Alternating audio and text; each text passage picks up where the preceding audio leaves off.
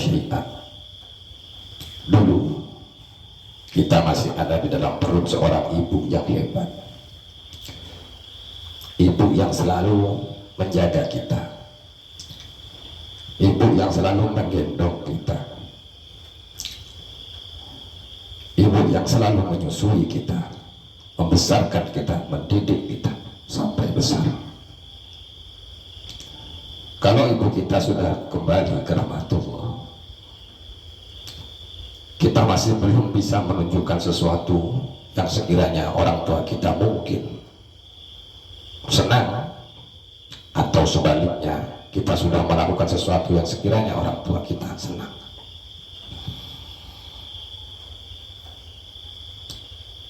Di dalam perut dengan waktu yang sudah ditetapkan oleh Allah, kemudian kita dikeluarkan atas kehendak Allah, atas izin Allah. Di situ Allah katakan la ta'lamuna syai'an.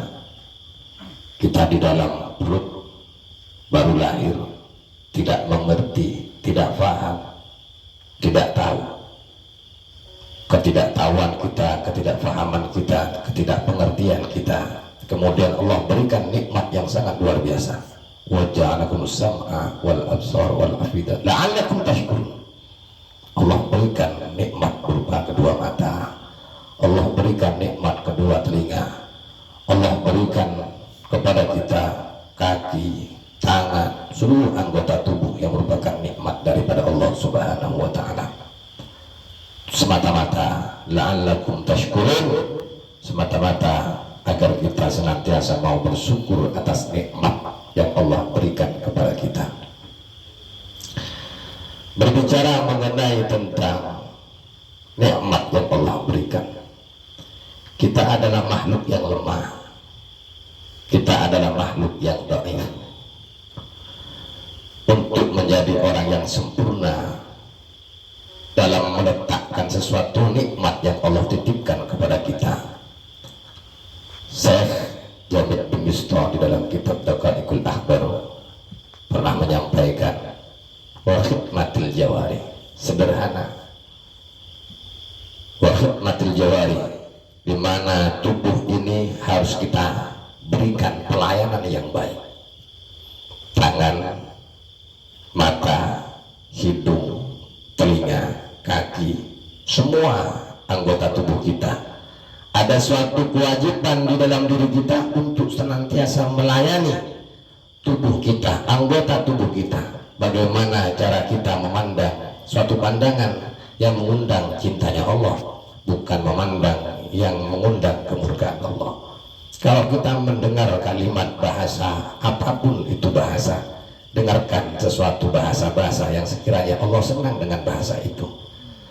Kalau kita melangkahkan kedua kaki kita, langkahkanlah kedua kaki kita yang sekiranya langkahan-langkahan itu mengundang cinta dan kasih sayangnya Allah Subhanahu wa ta'ala. Tetapi kita adalah manusia yang lemah, makhluk yang tidak memiliki suatu kemampuan untuk khidmatul jawari, melayani anggota yang merupakan nikmat daripada Allah, kecuali kalau Allah memberikan kekuatan kepada kita semua. Baginda Nabi Muhammad SAW pernah mengatakan, banyak di akhir zaman ini umat baginda Nabi Muhammad SAW melupakan tentang bangunan yang memang Allah sengaja bangunkan untuk kita. Allah menyiapkan suatu bangunan untuk kita, tapi kita tidak mengejar bangunan itu. Kita hanya berlomba-lomba untuk membangun sesuatu bangunan di mana kita hanya berteduh dengan istri dan anak, yang merupakan bangunan yang tidak abadi. Tetapi bangunan yang abadi kita tidak mengejarnya. Bahwa baginda Nabi Muhammad SAW pernah menyampaikan, Inna fil jannati daran, sesungguhnya di dalam surganya Allah ada rumah, yuqalu laha, di mana di dalam surganya Allah Subhanahu wa ta'ala Allah bangunkan Darul Farah, yaitu Darul Farah, rumah di mana di situ manusia akan senang, tidak ada susah. Darul Farah itu akan akan dimasukkan oleh Allah orang-orang yang beriman, orang-orang yang bertakwa kepada Allah. Tetapi di dalam hadis Nabi mengatakan la yadkhuluha, mereka tidak akan bisa masuk di dalam Darul Farah yang dibangun oleh Allah, illa man faraha, kecuali pada orang-orang yang senantiasa berusaha untuk menyenangkan yatamal mukminin, orang-orang yang yatim. Alhamdulillah di Masjid Al-Bab ini kita menjalankan sholat subuh berjamaah. Sebagian besar di sini ada anak-anak yatim, ada yang dari Batu Haji, ada yang dari Bunggur, ada yang dari Bengkong, ada juga yang dari Medan, bahkan dari Sunda juga ada, terbang ke sini jauh-jauh untuk belajar agama. Di masjid ini anak kita senang dengan hadirnya kita, bahagia dengan hadirnya kita. Anak-anak yang ada di belakang kita itu adalah merupakan salah satu bara'atun. Mereka ini adalah merupakan salah satu bara'ah, pembebas minan nar, dari api neraka.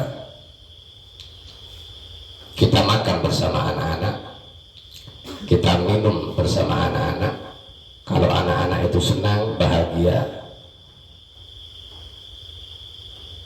maka itu akan menjadi salah satu pembebas, di mana Allah tidak akan marah kepada kita, tidak akan benci kepada kita.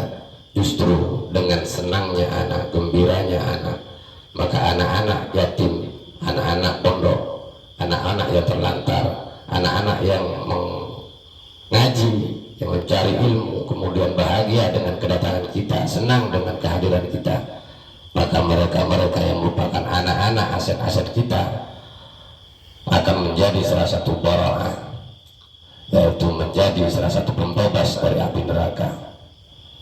Bahkan juga disebutkan anak-anak yang ada di sekitar kita itu adalah merupakan jawazun ala surat, di mana ketika kita duduk bersama anak-anak, sehingga adanya anak-anak itu senang, bahagia, kita bersalaman, kita menyapa, maka anak-anak yang kita sapa, kemudian anak itu tersenyum, senang, bahagia, maka kebahagiaan itu jawazun ala surat, akan menjadi salah satu hal di mana kita akan dimudahkan oleh Allah untuk melewati siratnya Allah Subhanahu wa ta'ala.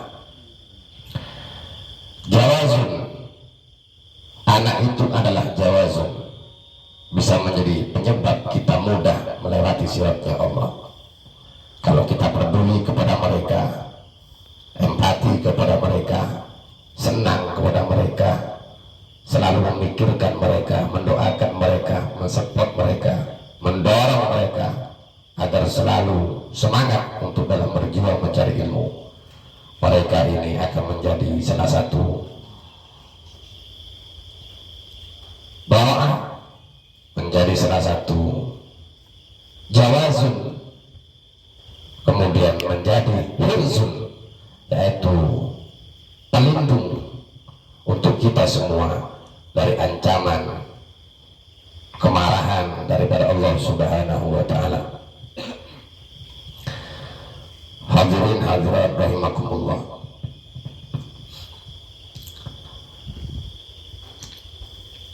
Santri di sini adalah merupakan salah satu santri yang kita ketahui adalah santri yang banyak menghafal Al-Quran.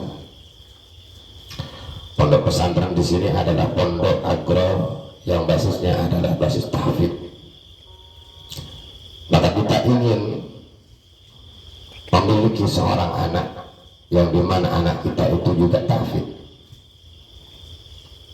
Barang siapa yang memiliki seorang anak kemudian anaknya itu menghafal Quran ataupun tahfidzul Quran, maka kelak kita di yaumil qiyamah akan mendapatkan suatu mahkota yang akan diberikan oleh anak-anak kita.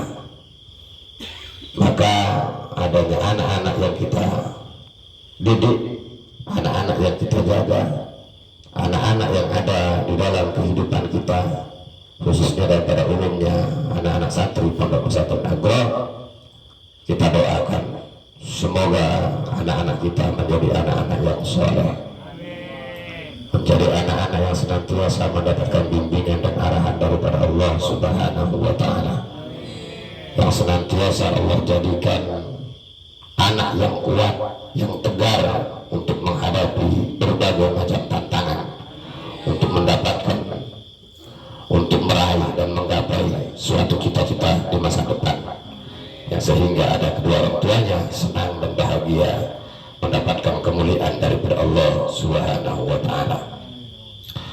Untuk Ananda Lukman, saya minta kamu ke depan. Silakan. Ya, agar tidak puyeng-puyeng. Ya, tidurnya 1,5 jam, 1 jam, jadi ngantuk, Pak. Ya, dan supaya ada hiburan, kita minta Ananda Lukman,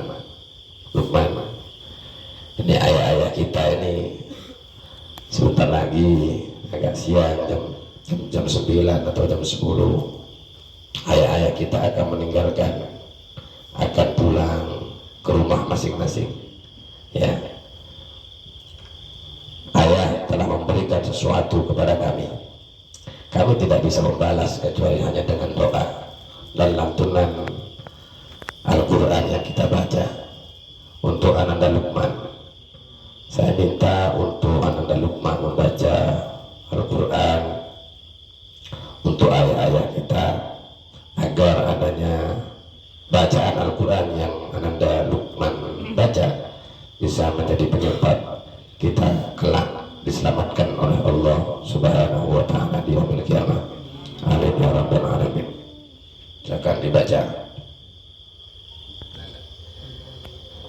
A'udzu billahi minasy syaithanir rajim.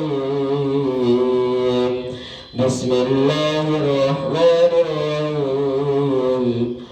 La uqsimu biyawmil qiyamah wa la uqsimu bin nafsil lawwamah. Ayahsabu al-insanu an lan najma'a 'idhamah.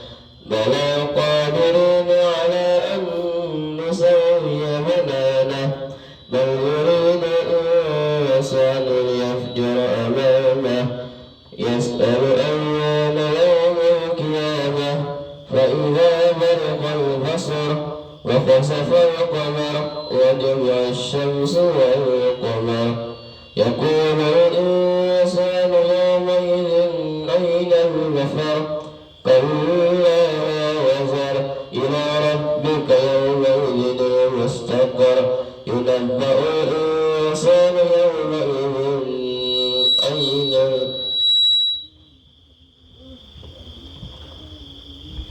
ينبأ الإنسان يومئذ بما قدم وأخر.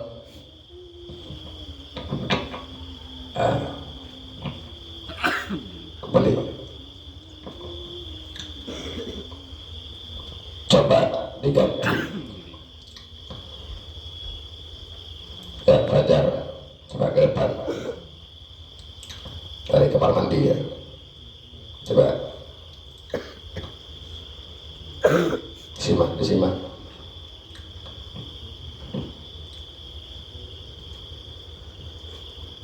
Mungkin ayah-ayah mau ngetes biar gak ngantuk.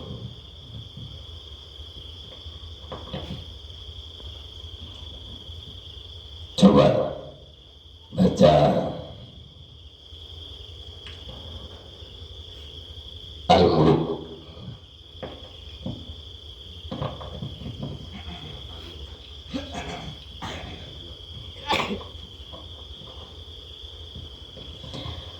أعوذ بالله من الشيطان الرجيم. بسم الله الرحمن الرحيم تبارك الذي بيده الملك وهو على كل شيء قدير الذي خلق الموت والحياة ليبلوكم أيكم أحسن عملا وهو العزيز الغفور الذي خلق سبع سماوات طباقا ما ترى في خلق الرحمن من تفاوت فرجع البصر كرتين ينقلب إليك البصر خاسئا وهو حسير.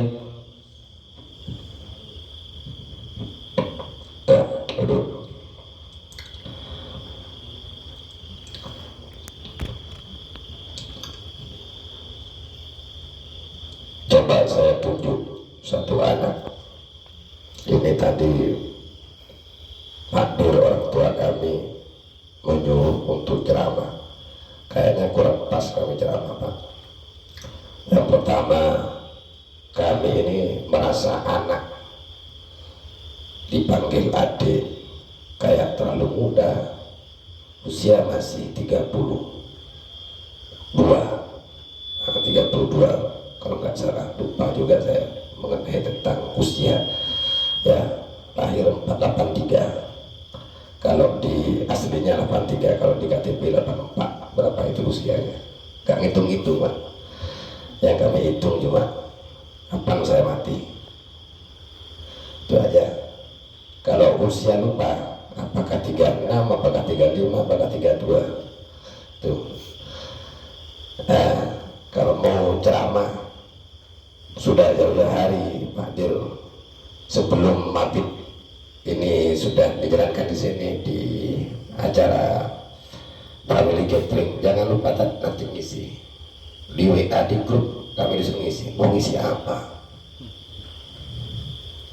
Kami bodoh, Pak. Tidak mengerti apa-apa. Kalau kami mau bicara tentang agama, takdir ini di sekelilingnya orang-orang alim semua. Kayaknya tidak pas bagi kami yang masih muda. Seharusnya takdir yang menyampaikan nasihat untuk kami agar kami kuat, agar kami mendapatkan pencerahan sehingga kami mampu diberikan kemampuan oleh Allah dengan pencerahan beliau. Tapi apalah daya, namanya anak, disuruh ya suruh maju ya maju, suruh duduk ya duduk, itu anak ya.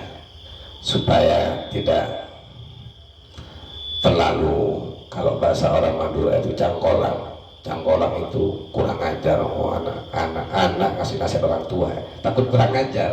Jadi nasihatnya kita arahkan dengan pertanyaan-pertanyaan.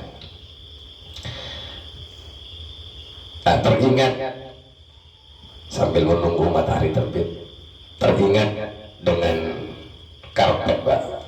Ini sedikit cerita. Karpet ini alhamdulillah baru kami dapat bantuan dari Bapak Haji Sukirman dari Singapura.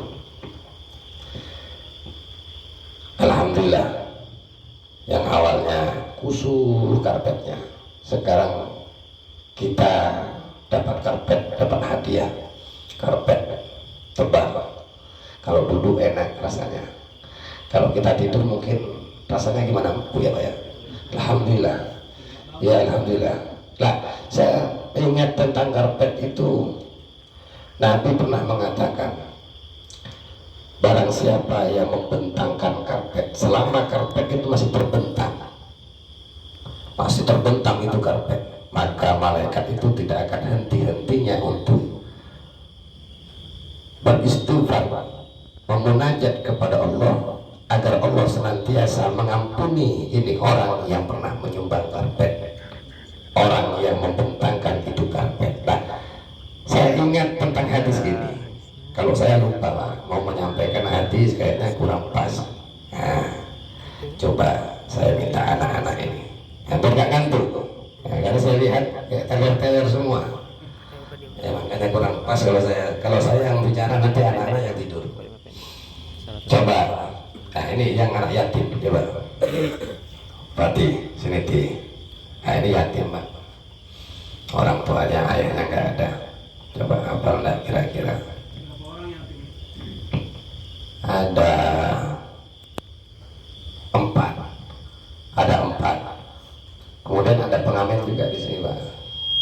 Ya. Mulai kecil ditinggal orang tuanya. Alhamdulillah. Ya, banyaklah. Cuma kalau kisah-kisahnya anak, ya mungkin biar kami catat sendiri. Coba Fatih, gimana hadisnya? Bismillahirrahmanirrahim. Assalamualaikum warahmatullahi wabarakatuh. Di dalam kitab Lughul Hadis karya Imam Asy'uti, di dalam bab tentang masjid, hadis yang ke-8, Nabi berkata, "Man basata hasiran fil masjid," barang siapa yang membentangkan atau yang menggelar atau yang menghamparkan karpet di dalam masjid, lam tazalil malaika, maka para malaikat akan tastaghfiru, akan memohonkan ampun bagi orang yang menghampar karpet itu selama karpet itu masih ada di dalam masjid.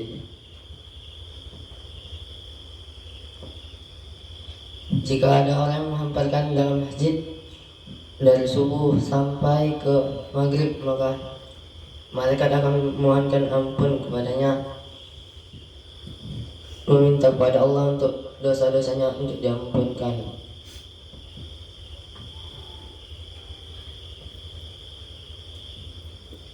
Itu saja. Assalamualaikum warahmatullahi wabarakatuh. Nah, yang lain agak bangun sedikit. Yang tidur itu nanti saya panggil. Yang tidur yang agak ngantuk-ngantuk, nah itu saya panggil nanti. Coba. Saya tadi menyampaikan masalah karpet. Nih ada lampu di sini. Ini apa ya? Atas kalian itu apa? Lampu ya? Nah, lampu. Lampu pun sama. Jangankan karpet dibentangkan kemudian malaikat tidak akan henti-henti untuk memunajat kepada Allah agar orang yang menyumbang karpet itu senantiasa diampuni oleh Allah. Jangankan karpet, hatta lampu pun masih hidup di salah satu tempat ibadah. Lampunya satu hidup. Makanya kalau dimatikan lampunya satu aja dihidupkan. Kalau matikan semua nanti kasihan yang nyumbang. Kasihan yang nyumbang. Kalau pengiritan ya jangan terlalu irit-irit. Nah, gitu. Nah, jadi lampu ini selama masih hidup, malaikat pun tidak akan berhenti untuk memunajat kepada Allah, meminta, memohon kepada Allah agar orang yang pernah menyisihkan hartanya daripada lampu itu agar diampuni oleh Allah Subhanahu wa taala. Nah, itu ada hadisnya. Coba siapa kira-kira ini? Coba yang misalnya yang pojok itu. Kamu ngantuk kayak sini. Ngantuk ini. Nah.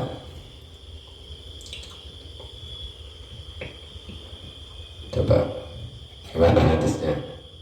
Dijelaskan. Bismillahirrahmanirrahim. Qala Nabi sallallahu alaihi wasallam, man asraya sirajan biqadri ma yaduru fil aini lam tazalil malaika tastaghfir lahu ma dama dzalika daw fil masjid. Nabi berkata tentang hadis lampu yang dikutip oleh Imam Asy'uti dan ditulis di kitab Lughul Hadis. Kata baginda Nabi sallallahu alaihi wasallam, barang siapa yang menerangkan masjid dengan lampu dari pagi sampai malam, lampu itu tetap nyala, maka malaikat saat intinya memberikan yang namanya memberikan istighfar, yakni malaikat memunajat kepada Allah, semoga orang yang menyumbangkan sedikit rezekinya atau ketika ia mempunyai rezeki, ia sisihkan untuk memberikan ampun dan ia sumbangkan ke masjid masjid, maka malaikat tidak hentinya memohon Allah semoga orang yang itu akan dihapus dosa-dosanya oleh Allah. Sekian dari saya.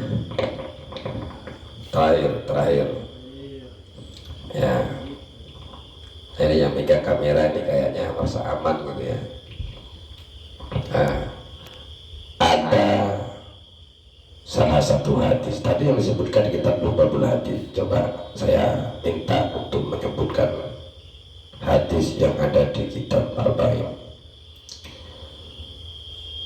tentang masalah jalan. Kalau Nabi mengatakan man salaka thariqan, barang siapa yang menempuh suatu jalan, yaltamisu fihi ilman, untuk mencari ilmu, menimba ilmu. Ayat-ayat kita sebelum masuk ke PPA, ke lokasi pondok pesantren, itu jalan tanah luar biasa. Kami bersama anak-anak kadang-kadang kalau sudah hari Sabtu, Pak, itu kadang terenyuh, hujan besar tuh. Nah, hari Ahad jadi orang tuanya sama istri-istri datang. Jalannya kalau sedan itu nabrak truk gitu, nggak bisa lewat. Kalau sudah airnya kuat, bahkan mobil kijang, mobil tamu kadang-kadang masuk ke tanah yang terbelah itu. Setiap hari Sabtu kadang itu terenyuh hati. Ayo kita kerja bakti, itu betulin tanah yang rusak, jalan yang rusak. Bawalah cangkul anak-anak itu semua untuk membetulkan itu jalan. Dalam hati, maaf Pak ya, ini bukan curhat, tapi cerita. Kapan ya ada orang-orang yang dermawan, yang sekiranya menyisihkan 1 semen kah, 2 semen kah, untuk menutup itu lubang. Karena kami kadang-kadang juga orang tua santri itu yang punya mobil sedan, taksi, saya nggak bisa lewat Ustaz, jalannya parah. Kalau musim hujan itu memang parah. Jangankan sekelas sedan, sekelas pick up saja kadang-kadang juga terperosok, nggak bisa jalan. Nah inilah yang membuat kami kadang-kadang terenyuh setiap hari Sabtu, karena hari Ahadnya itu hari kunjungan. Orang yang mengunjungi putra-putranya kadang-kadang nggak bisa lewat. Alhamdulillah sekarang sudah agak musim kemarau, agak sedikit dibetulkan, jalannya sudah bisa kita lewati. Nah mengenai tentang jalan, man salaka thariqan, barang siapa yang menempuh jalan. Nah ini saya minta untuk dilanjutkan hadisnya. Coba siapa Hafni ke depan, saya minta untuk mengambil kitab Arba'in, bukan kitab Lubabul Hadis karangan Imam Suyuti. Coba depan, mana hadisnya itu, sebutkan dengan nama-nama sahabatnya.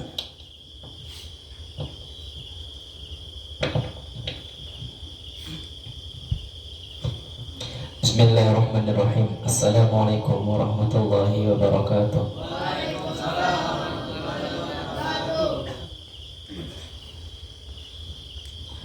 Mengenai hadis tentang seseorang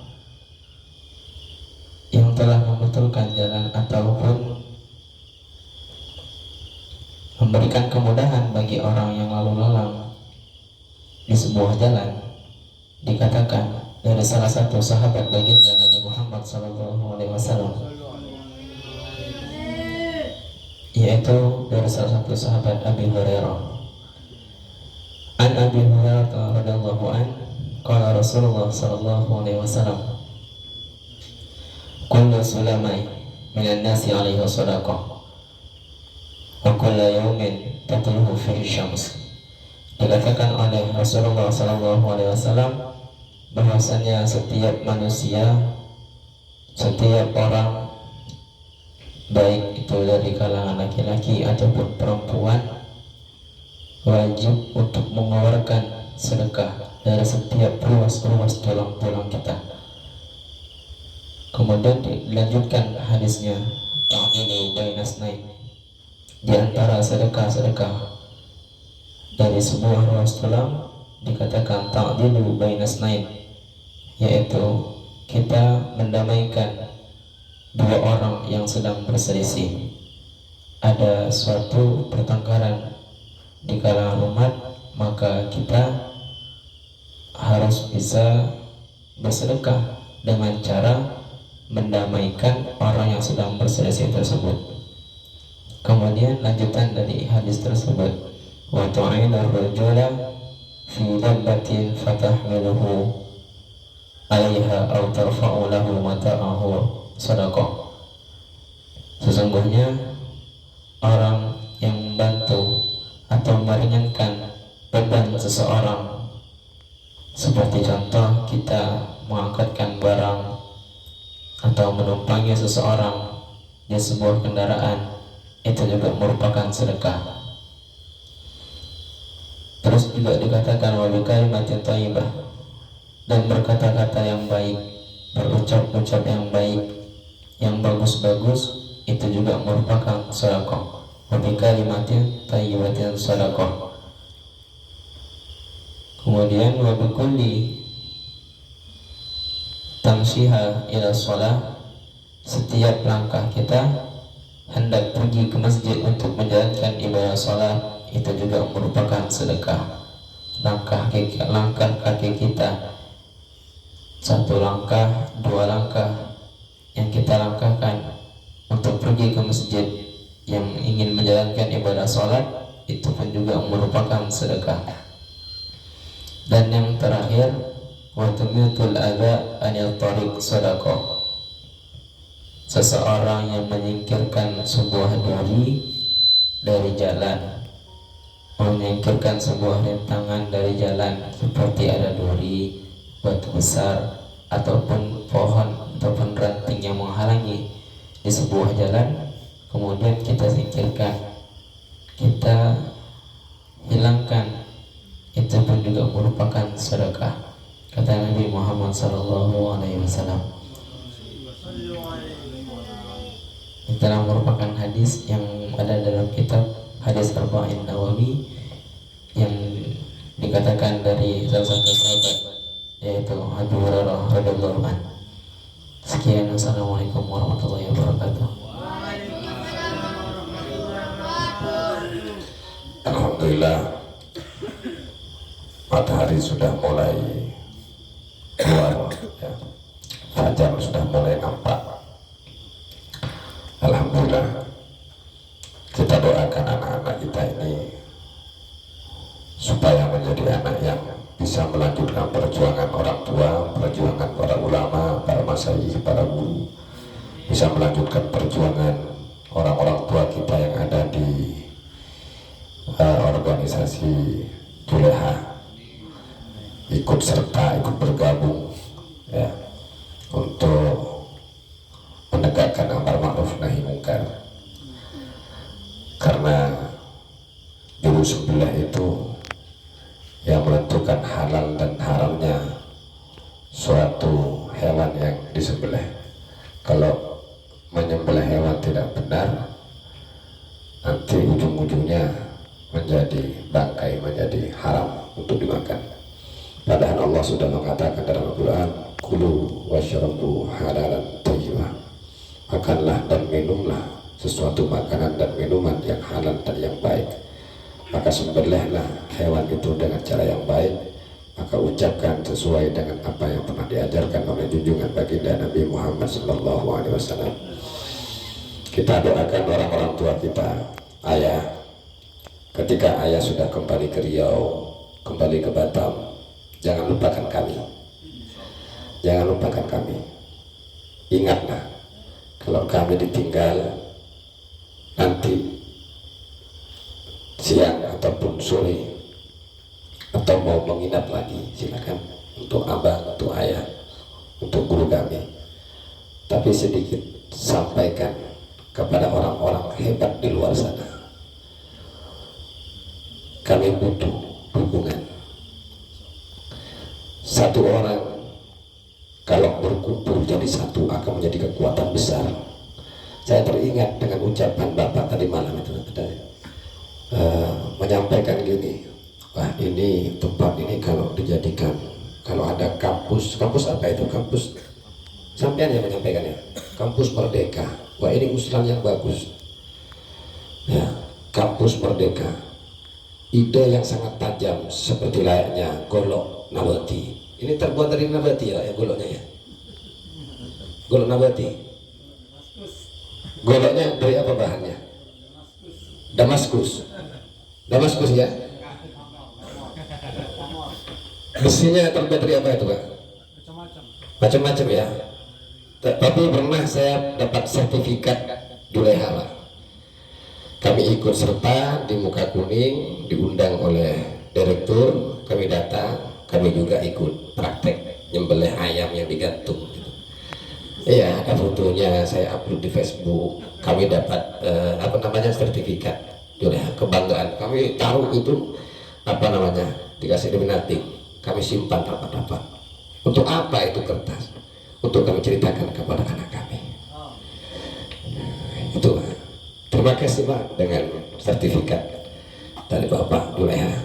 Semoga ayah-ayah, bapak-bapak ini bersedia menjadikan kami sebagai anak, sebagai murid daripada keluarga besar Juleha, bagian daripada keluarga besar Juleha. Nah, ide yang sangat tajam dari Bapak siapa? Pak Dharma. Pak Dharma, usulan Pak Dharma bagus untuk ide sekelas tempat yang 10 hektar ini mau di kampus Merdeka ya. Jangankan kampus Merdeka, terlalu besar Pak, biayanya banyak itu. Tapi kalau sekelas lapangan voli, lapangan tenis, seperti sekolah-sekolah pada umumnya, itu kalau di tanah dibuat lapangan untuk anak-anak olahraga voli, itu sangat membantu. Nah, kalau kami hanya pendidik, pengajar yang ada di pondok pesantren fokus mengajar anak-anak, maka ide Bapak itu kami menyambutnya dengan senang. Harapan kami bukan hanya sekedar ide yang disampaikan Bapak kepada kami, tapi ide itu gaungkan di luar, agar di sini ada suatu tempat yang sekiranya anak-anak itu senang. Ada tempat voli. Kalau ingin lebih besar, kampus Merdeka, kata ayah kemarin ya, dari malam ya, saya sempat mendengar karena Bapak menyampaikan ke Pak Bimdes ya. Ya, ada yang menyampaikan juga santriwan dan santriwati. Padahal di sini santriwan bukan santriwati. Tapi ini mungkin kalimat yang disampaikan oleh orang tua kita itu sinyal. Tidak lama tempat yang 10 hektar ini kemungkinan besar akan dibangun santriwati. Karena itu merupakan rencana yang dari awal. Nah, mungkin dari ucapan dari salah satu keluarga yang di sini, kalau tidak salah Bapak ya Pak ya, santriwan dan santriwati gitu ya. Nah ini sinyal. Nah semoga ya, dengan apa yang diucapkan oleh ayah kita, ya, ketua tim ini bisa digaungkan di Riau, ke Jakarta dan lain-lain, supaya di sini juga bisa terbangun suatu pondok pesantren santriwati, sehingga lengkaplah santriwan dan santriwati. Harapan kita semua seperti itu. Ya, semoga ayah-ayah kita senantiasa diberikan kesehatan oleh Allah, diberikan kekuatan, panjang umur, dimurahkan rezeki dan usahanya. Sedikit yang kami sampaikan, kalau ada suatu kesalahan, kehilafan bahasa yang kurang pas, mungkin penyampaian yang kurang nyambung karena menahan rasa letih. Kadang kalau malam kadang tidak tidur Pak, tidurnya kadang pagi habis subuh, kajian subuh duduk, pulang jam 7 ke rumah kebiasaan tidur sebentar. Tidurnya jam-jam segitu. Jadi kalau malam mundar mandir karena ada kalbun, anjing Pak. Jadi ada anjing yang selalu mundar mandir lewat di lorong kamar pondok, sehingga khawatir juga naik ke masjid. Mungkin sedikit yang kami sampaikan. Kalau ada salah satu kesalahan itu keluar dari mulut kami yang banyak dosa, kebenaran itu adalah bimbingan daripada Allah Subhanahu wa taala. Untuk dengan doa kafarudin subhanallahumma wa bihamdika. Assalamualaikum warahmatullahi wabarakatuh. Allahumma sholli ala